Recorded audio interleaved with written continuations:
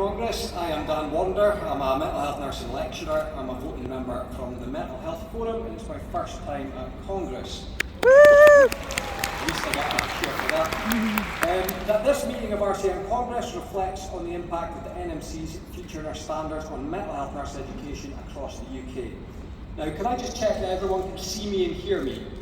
I know you're tired, give me some noise. Yeah. Now I need to check because it often feels like mental health nursing is invisible and our voice is not heard. I stand here because I care about the mental health of our population, including each and every one of you, and I think it is in the interest of all of us that you see and hear me today. The NMC's future nurse standards, introduced in 2018, have been ground zero for a dilution of mental health nurse education, with the focus for many mental health nursing students taken away from mental health nursing. This may be down to implementation rather than the standards themselves, as university education has become a postcode lottery, with variation in the balance of field-specific content leading to disparity in the knowledge and skills of graduates. Many universities have opted for increased generic offerings. Frustratingly, despite concerns raised by Mental Health Nurse Academics UK in 2016, what is deemed generic is best suited to adult nursing with no parity of esteem for mental health content. Many mental health nurse academics feel their course structures and content has been decided for them rather than by them, and some experience moral injury delivering courses they do not believe in. I suspect children and young people's nursing and learning disabilities nurses may feel similarly. Beyond postcode is the national scandal of the practice assessment document, PAD. We know that many people with mental health problems have serious physical health issues, sometimes dying up to 20 years younger than the rest of the population. However, throwing every skill done by adult nurses and the kitchen sink into the practice assessment document is not the way to address this. Adult nursing students have no issues evidencing these skills, though a survey done by the Student Mental Health Nurse Forum in Scotland shows a sharp contrast. From 86 responses, 91% had struggled to have skills signed off in mental health settings, and 95% felt that the PAD did not accurately represent the role of the mental health nurse.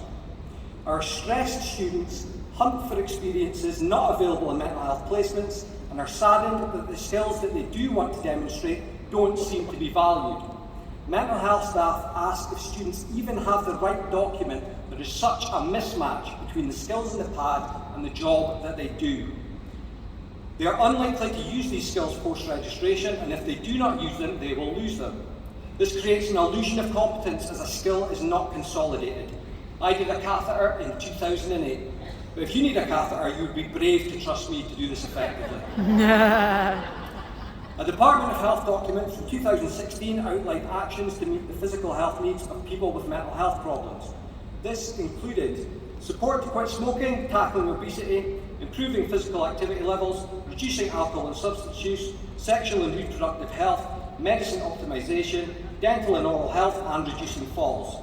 These are things that make sense for us to focus on, though this is not the approach of the PAD or many undergraduate curricula. We need a critical understanding of health rather than a tick box of physical health skills. It seems contradictory that while mental health has never seemed so important in our society, the specialist education of mental health nursing is quietly disappearing. Mental health nurses need to utilise psychiatric diagnosis while recognising its limitations, develop close relationships so we can help people make sense of distress we cannot see, and deal with some of the most delicate ethical issues across the whole of nursing. We work with complex legislation relating to human rights and need a deep understanding of power dynamics, particularly as we work with many people who've experienced significant psychological trauma. You can't have your cake and eat it. You cannot make training more generic and expect to produce graduates with necessary specialist knowledge to do this job well.